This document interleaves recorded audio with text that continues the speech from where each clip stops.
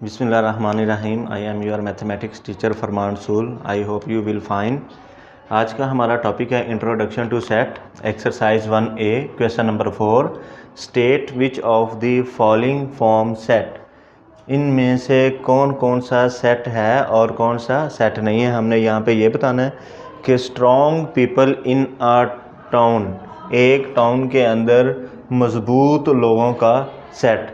तो हमने जब सेट का टॉपिक पढ़ा था लेक्चर नंबर 1 में, तो वहाँ पे हमने देखा था कि कोई भी हैबिट्स हो, गुडविल हो या बैड, वो सेट नहीं होता। तो यहाँ पे है स्ट्रॉन्ग, तो ये उसकी क्वालिटी है, स्ट्रॉन्ग या वीक। इसके ऊपर सेट नहीं होता, तो लिहाजा ये फॉल्स है, ये सेट नहीं है, it is not a set. उसके बाद part number 2, student of a class, एक क्लास के अंदर स्टूडेंट की तादाद, तो ये सेट होता है। एक क्लास में हम उनको काउंट भी कर सकते हैं, वो डिस्टिंक्ट भी होते हैं, वेल डिफाइंड भी हैं और डिस्टिंक्ट भी हैं, तो ये हो सकता है, तो ये सेट है, it is a set. Third देखते हैं, members of a provincial assembly, provincial सूबाई असेंबली, इसको हम कहते हैं सूबाई, प्रोविंशियल सूबाई असेंबली, प्रोविंशियल सूबाई असेंबली, क्या उसके मेंबर्स का सेट हो सकता है? जी हाँ, उसके मेंबर्स का भी सेट हो सकता है। हमें पता होता है कि इस असेंबली में टोटल कितने मेंबर्स हैं।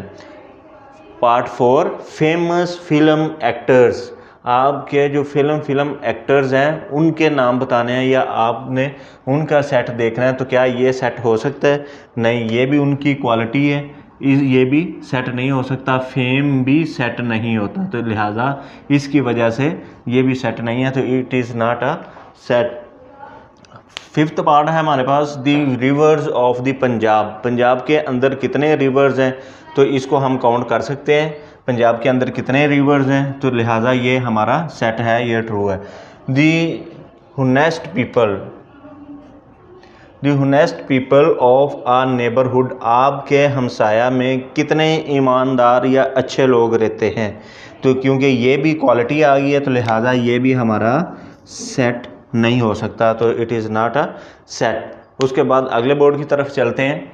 सेट नोटेशन, सेट नोटेशन में हमारे पास क्या है, तो हमने प्रीवियस लेक्चर में, लेक्चर नंबर 1 में वहाँ पे देखा था, हमारे पास सेट की 3 फॉर्म्स होती हैं, एक डिस्क्रिप्टिव फॉर्म, टेबुलर फॉर्म और सेट बिल्डर फॉर्म।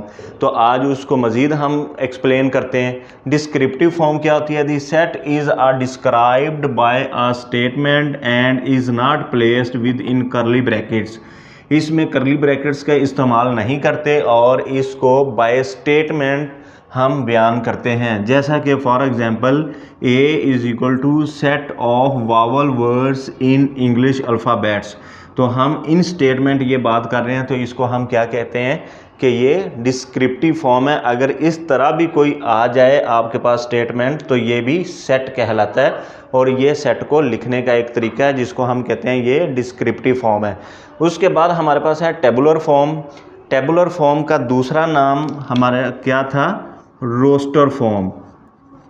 टेबुलर का दूसरा नाम रोस्टर फॉर्म।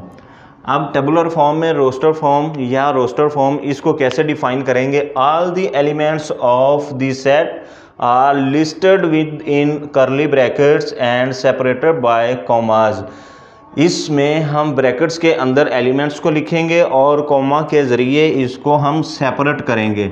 जैसे हमारे पास ये हमने इन स्टेटमेंट बात की, set of vowel words in English alphabets, तो यहाँ पे हम टेबुलर फॉर्म में या रोस्टर फॉर्म में लिख रहे हैं। तो वावल वर्ड्स कौन से होते हैं? ए, ई, आई, ओ, यू, ये हमारे पास होते हैं, और इसमें हम इस करली ब्रैकेट का इस्तेमाल कर रहे हैं और कॉमा के ज़रिए इसको सेपरेट कर रहे हैं, तो ये हमारे पास है टेबुलर फॉर्म। एंड पे लास्ट पे हमारी जो फॉर्म है वो है बिल्डर फॉर्म या सेट बिल्डर फॉर्म भी हम इसको कहते हैं। तो सेट बिल्डर फॉर्म में the set is expressed in the form of a rule, किसी असूल के या कानून के मुताबिक अगर इसको बयान किया जाए और नोटेशन के ज़रिए इसको हम एक्सप्लेन करें, तो इसको हम कहते हैं कि ये बिल्डर फॉर्म है।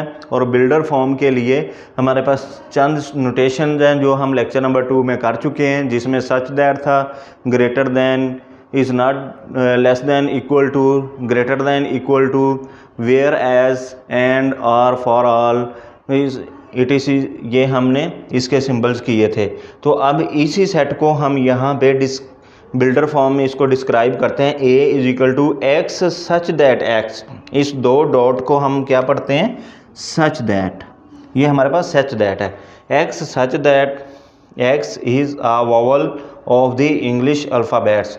तो ये था बच्चों आज का हमारा लेक्चर, और आपकी जो डायरी है वो डायरी में क्वेश्चन नंबर 4 एक्सरसाइज 1A और लर्न डेफिनेशन, ये तमाम डेफिनेशन आपने लर्न करनी है। ये जितना भी अभी तक काम हो चुका है ये आपने 19 अप्रैल को 2021 आपने सबमिट करवाना है स्कूल में।